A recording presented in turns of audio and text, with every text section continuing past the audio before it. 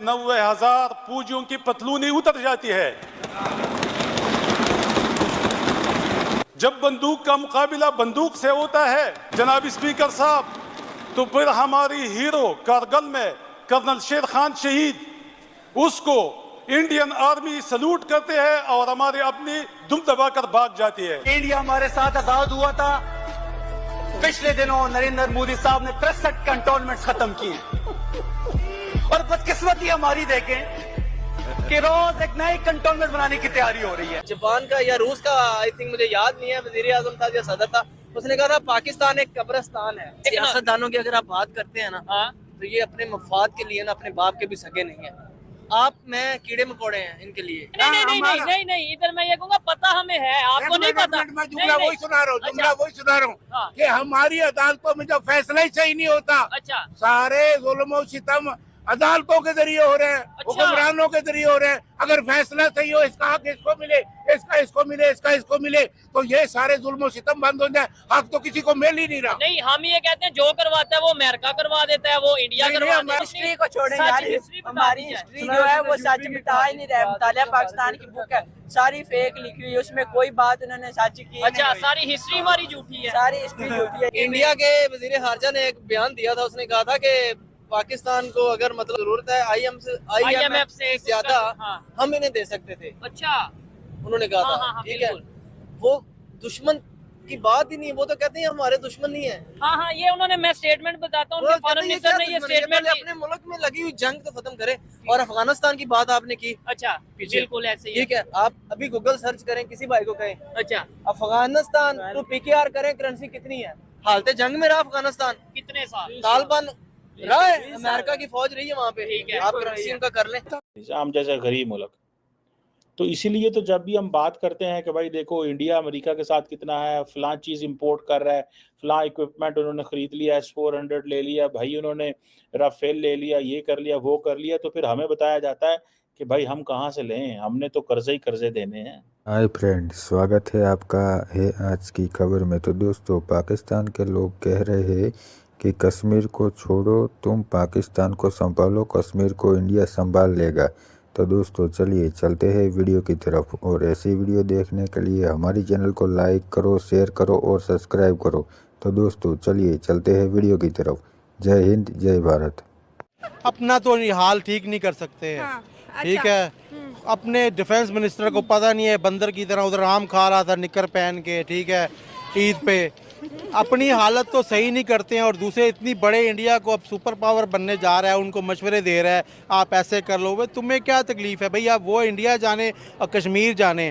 75-76 सालों से हमने कश्मीर तो बेचा है, चूरन तो बेचा है, तो लिहाजा अब इन बातों से कुछ भी नहीं रखा। आप अपने मुल्क के हालात ठीक करें। आपके देखें, अब तराने पे भी अफगानी नहीं उठते, उस पर भी आप रोते हो। आपके बच्चे आपके पीछे नहीं आते, उस पर भी रोते हो। आपकी बीवी नहीं मानती, तब भी रोते हो। छोड़ दो इंडिया का नाम लेना, अब अपने आप को ठीक करो, दफा करो, इंडिया जाने, उनके काम जाने, अपने मुल्क के हालात ठीक करो। अब तो इंडिया भी कह रहे हैं कि भाई कश्मीर कश्मीर करना बंद करो, अगर बात करनी है तो कश्मीर को बंद करो। और कई टाइम से पाकिस्तान की हुकूमत ने कश्मीर कश्मीर बंद भी कर दिया है कि शायद इंडिया हमसे बात कर ले, लेकिन इंडिया तो अभी भी नहीं लिफ्ट करा रहा। देखिए, ये अभी ईद मिलादुन नबी थी और इसने बयान दिया शहबाज शरीफ ने जी, हम इंशाल्लाह फ़लस्तीन को भी आज़ाद कराएंगे। अच्छा। हम इंशाल्लाह कश्मीर को भी आज़ाद कराएंगे।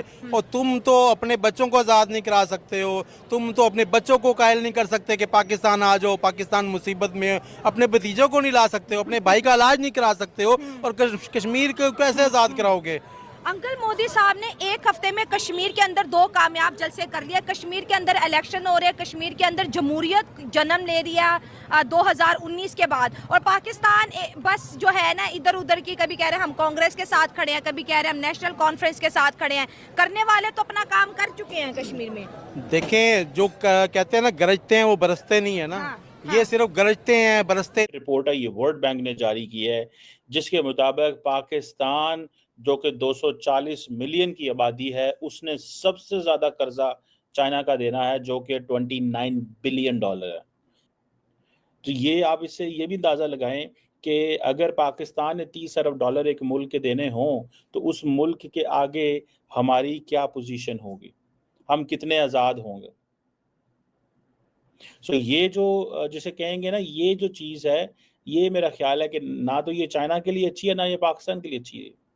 उसके बाद सऊदी अरब है, सेकंड लार्जेस्ट बायलैटरल लेंडर है, 9 अरब डॉलर। जहां से हमने कर्जा लिया हुआ है, हम एक वीक पोजीशन में है।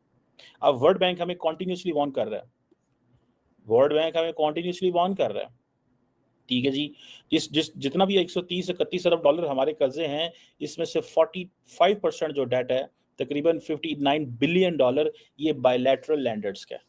दी थी अहमद मीर को जी कि हमारे जो टैंक है वो इस काबिल नहीं है कि हम जो है वो इनको कंट्रोल कर सकें। उनमें इंडिया तेल डालने के लिए, तो उनके अंदर तेल डालने के लिए हमारे पास जो है वो पैसे नहीं है। ठीक है। तो आप यहाँ से उनकी मेंटालिटी का अंदाजा लगा सकते हैं कि वो किस तरह का ज़हन रखते हैं, या उनके अंदर ये पावर है, या उनके अंदर ये कोशिश है कि हम कश्मीर को आजाद करेंगे। सबसे पहले प्राइम मिनिस्टर शहबाज शरीफ साहब की। जी हाँ, शहबाज शरीफ साहब जो कि सऊदी अरब के विजिट पर थे, उनका कहना ये है कि जी वहां पर उन्होंने MBS से बात की, यानी मोहम्मद बिन सलमान से, और मोहम्मद बिन सलमान ने उनको यकीन दिलाया है कि हौसला रखो, मैं पाकिस्तान का विजिट करूंगा। वैसे ये वाला चूरन MBS पहले भी कई बार पाकिस्तान को या शहबाज शरीफ साहब को खिला चुके हैं और अभी तक आए नहीं है। भारत जाते हैं या कहीं और जाते हैं, हमारे कंट्री के ऊपर से गुजर के आना जाना रहता है, लेकिन पाकिस्तान आना नहीं होता। शहबाज शरीफ साहब ने यह भी कहा है कि जी MBS ने वादा किया है कि वो पाकिस्तान का विजिट करेंगे। साथ साथ वो जो वाटर शॉर्टेज चल रही है कंट्रीज के अंदर, उस प्रोजेक्ट पे, उसकी समिट के ऊपर बात करने गए थे, यानी कि वन वाटर समिट के ऊपर गए थे। और अब बात ये की जा रही है कि वहां पर तकरीबन $6 बिलियन सऊदी अरब इन्वेस्ट करेगा 200 प्रोजेक्ट्स में, जो कि 60 कंट्रीज में चल रही है। यानी कि यहाँ पर कहना चाहिए कि शहबाज शरीफ साहब खाली हाथ गए, जरूरत है खाली हाथ आए नहीं है। यानी कि यहाँ पर ये बिल्कुल मुझे वो मोगेम्बो के भतीजे लग रहे हैं, जो कहता है मोगेम्बो का भतीजा हूँ, कुछ तो लेकर ही जाऊंगा। तो वो शहबाज शरीफ साहब भी जहां भी जाते हैं वो यही कहते हैं कि मोगेम्बो का भतीजा हूँ, कुछ तो लेकर ही जाऊंगा। तो बहरहाल वो सऊदी अरब से भी कुछ ना कुछ वादे और इस तरह की प्रोजेक्ट्स के लिए पैसों की बात करके आ गए हैं, और अब देखते हैं कि उसके बाद क्या होता है और आगे किस किस के प्लॉट निकलते हैं, कौन कौन क्या खरीदता है। बहरहाल एक सिलसिला तो पाकिस्तान में चल ही रहा है, दूसरी तरफ कहा यह जा रहा है किसी ना किसी तरीके से इंटरनेट को इतना स्लो कर दिया जाए कि कोई ना बात कर सके, ना कोई कुछ ट्वीट लगा सके, और ना ही कोई वीडियो बना सके। इसके ऊपर गवर्नमेंट पूरी तरीके से काम कर रही है, और क्योंकि उनको ये लगता है, साथ साथ भाई लोगों को भी ये लगता है कि लोग उन्हें कुछ नहीं बोलेंगे तो शायद दुनिया को पता नहीं लगेगा कि पाकिस्तान में चल क्या रहा है।